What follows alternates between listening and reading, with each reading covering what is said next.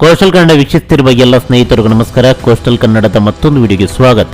ಇವತ್ತಿನ ವಿಡಿಯೋದಲ್ಲಿ ನಾವು ನಿಮಗೆ ಅಖಂಡ 2 ಸಿನಿಮಾದ ಬಗ್ಗೆ ಒಂದಿಷ್ಟು ಮಾಹಿತಿ, ಒಂದಿಷ್ಟು ಅಪ್ಡೇಟ್ಸ್ಗಳನ್ನ ನಿಮ್ಮ ಮುಂದೆ ನಾವು ಪ್ರಸ್ತುತಪಡಿಸ್ತಾ ಇದ್ದೀವಿ.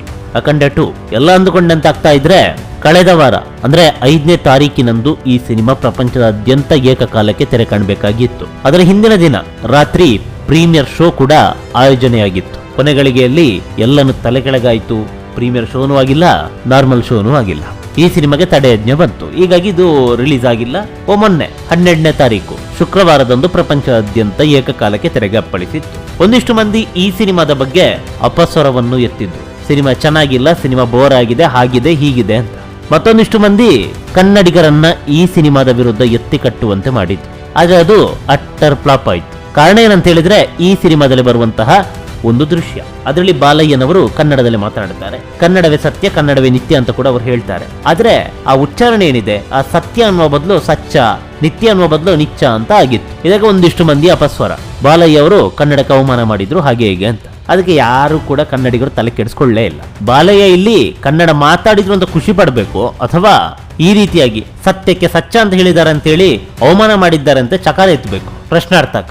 ಹಾಗೆ ಕೇವಲ ಇಲ್ಲಿ ಕನ್ನಡ ಮಾತ್ರ ಅಲ್ಲ, ಅದಾದ ಬಳಿಕ ತಮಿಳು ಹಾಗೆ ಹಿಂದಿಯಲ್ಲಿ ಮಾತಾಡ್ತಾರೆ. ಆದ್ರೆ ಅವರು ಮೊದಲಿಗೆ ಮಾತನಾಡಿದ್ದು ಕನ್ನಡದಲ್ಲೇ.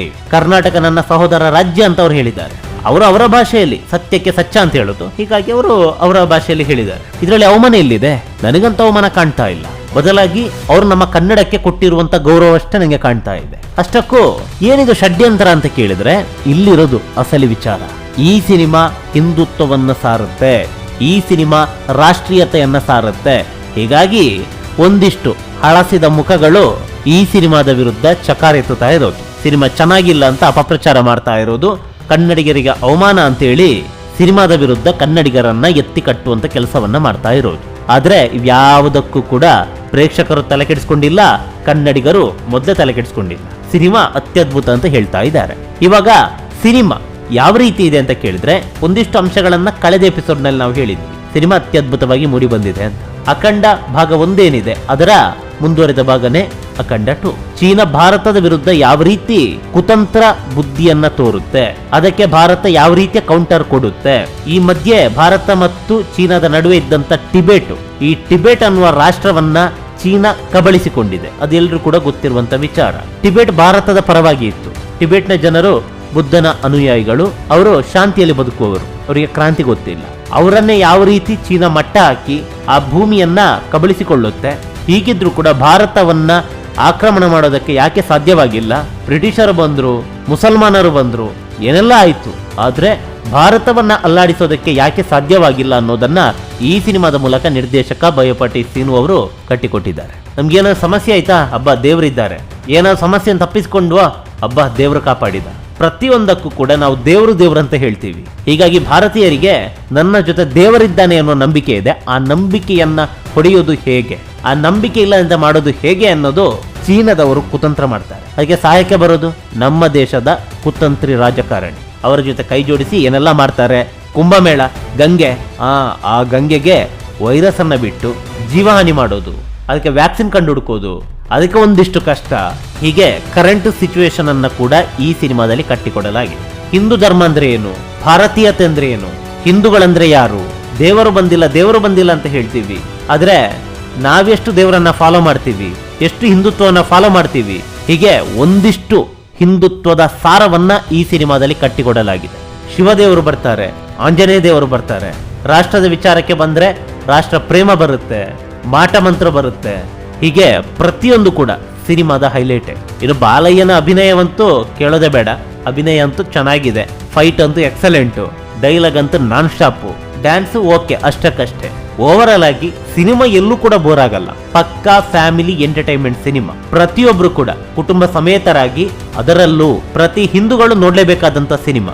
ಅದು ಕುಟುಂಬ ಸಮೇತರಾಗಿ, ಬಹುಮುಖ್ಯವಾಗಿ ಮಕ್ಕಳಿಗೆ ತೋರಿಸಲೇಬೇಕಾದಂತ ಸಿನಿಮಾ. ಧರ್ಮ ಮತ್ತು ದೇಶ ಇವೆರಡನ್ನ ಸಿನಿಮಾದಲ್ಲಿ ಅತ್ಯದ್ಭುತವಾಗಿ ಕಟ್ಟಿಕೊಡಲಾಗಿದೆ. ಈ ಸಿನಿಮಾ ಧಾರ್ಮಿಕ ಸಿನಿಮಾನೋ ಅಥವಾ ರಾಷ್ಟ್ರೀಯತೆ ಸಿನಿಮಾನೋ ಅಂತ ಬರುತ್ತೆ, ಆ ಮಟ್ಟಕ್ಕಿದೆ ಈ ಸಿನಿಮಾ. ಮತ್ತೆ ಇನ್ನೊಂದು ವಿಚಾರ, ಇಷ್ಟೆಲ್ಲ ನಾನು ಯಾವುದು ವಿಮರ್ಶಕನಾಗಿ ಹೇಳ್ತಾ ಇಲ್ಲ, ಸಾಮಾನ್ಯ ಪ್ರೇಕ್ಷಕನಾಗಿ ಹೇಳ್ತಾ ಇದ್ದೀನಿ. ವಿಮರ್ಶಕ ಅಂತ ಹೇಳಿದ ಕೂಡಲೇ ಪಾಯಿಂಟ್ ಟು ಪಾಯಿಂಟ್ ಅದು ಹಂಗೆ, ಇದು ಹಿಂಗೆ, ಆ ಸೀನ್ ಯಾಕೆ ಹಂಗೆ, ಈ ಸೀನ್ ಯಾಕೆ ಹಿಂಗೆ, ಇದನ್ನು ಯಾಕೆ ಇಷ್ಟು ಸ್ವಲ್ಪ ಜಾಸ್ತಿ ಹೇಳಿದ್ದು, ಯಾಕೆ ಇದನ್ನು ಕಮ್ಮಿ ಹೇಳಿದ್ದು, ಆ ರೀತಿ ಹೇಳ್ಬೋದಿತ್ತಲ್ಲ, ಇವೆಲ್ಲ ಅಲ್ಕ ಬುದ್ಧಿಗಳು ಬರುತ್ತೆ. ಅದು ಯಾವುದು ಬೇಡ.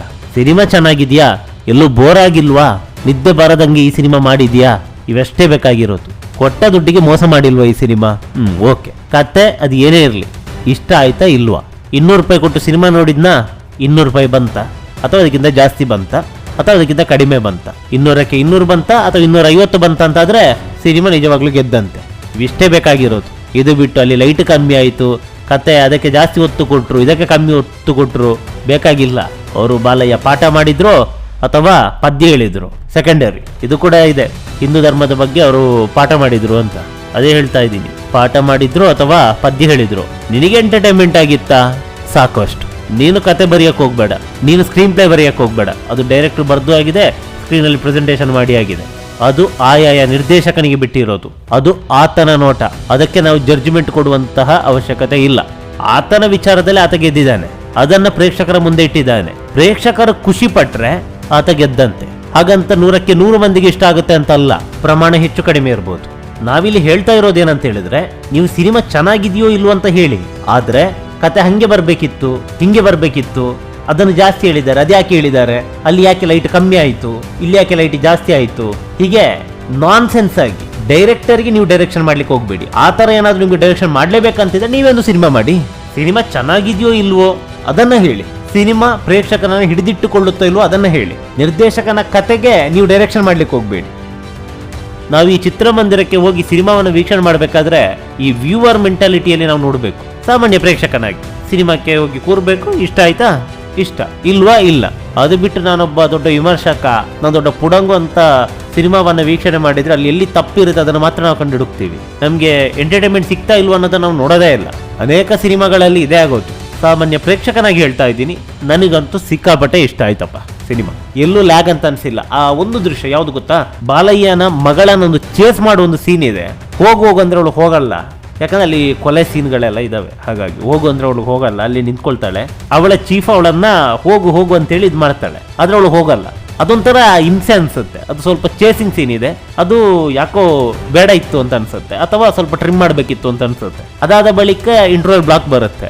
ಆ ಫೈಟ್ ಅಂತೂ ಚಿಂದಿ, ಅದು ಇದನ್ನ ಮರೆಸುತ್ತೆ. ಇದನ್ನ ಬಿಟ್ರೆ ಮತ್ತೆ ಎಲ್ಲೂ ಕೂಡ ನನಗೆ ಬೋರ್ ಅಂತ ಅನ್ಸೇ ಇಲ್ಲ. ಈ ಸಿನಿಮಾ ಅತ್ಯದ್ಭುತ ಅಂತಲೇ ಅನ್ಸಿರೋದು. ಇದೇನೇ ಇರ್ಲಿ, ನೀವು ಒಳ್ಳೆ ಸಿನಿಮಾ ಬಂದಾಗ ಆದ್ರೆ ಪ್ರೋತ್ಸಾಹ ಮಾಡಬೇಕು. ಇತ್ತೀಚೆಗೆ ಎಲ್ಲರೂ ವಿಮರ್ಶಕರಾಗಿ ನೈಜ ಸಿನಿಮಾವನ್ನ ಹಾಳು ಮಾಡ್ತಾ ಇದ್ದಾರೆ. ಏನೋ ದೊಡ್ಡ ಪುಡಂಗು ಅನ್ನೋ ತರ ಏನೋ ಇವರದು ವಿಮರ್ಶೆ ಅಂತೆ. ಅದು ಏನು ವಿಮರ್ಶೆ ಮಾಡ್ತಾ ಇರೋದು ದೇವ್ರಿಗೆ ಗೊತ್ತು. ವಿಮರ್ಶಕನಾಗಿ ವಿಮರ್ಶೆ ಮಾಡಬೇಡಿ, ಪ್ರೇಕ್ಷಕನಾಗಿ ವಿಮರ್ಶೆ ಮಾಡಿ. ಅವಾಗ ಸಿನಿಮಾ ಇಷ್ಟ ಆಗಿಲ್ವೋ, ನಿಜವಾಗ್ಲೂ ಅದು ಇಷ್ಟ ಆಗಿಲ್ಲ ಅಂತ. ವಿಮರ್ಶಕನಾಗಿ ಸಿನಿಮಾವನ್ನ ವಿಮರ್ಶೆ ಮಾಡಿದ್ರೆ ಸಾಮಾನ್ಯ ಪ್ರೇಕ್ಷಕನಿಗೆ ಆ ಸಿನಿಮಾ ಇಷ್ಟ ಆಗಿರುತ್ತೆ, ವಿಮರ್ಶಕನಿಗೆ ಇಷ್ಟ ಆಗಿರಲ್ಲ. ಡೆವಿಲ್ ಕೂಡ ಇದೇ ಕತೆ. ಅದನ್ನು ಕೂಡ ಹೇಳ್ತೀನಿ ಮುಂದಿನ ಭಾಗದಲ್ಲಿ.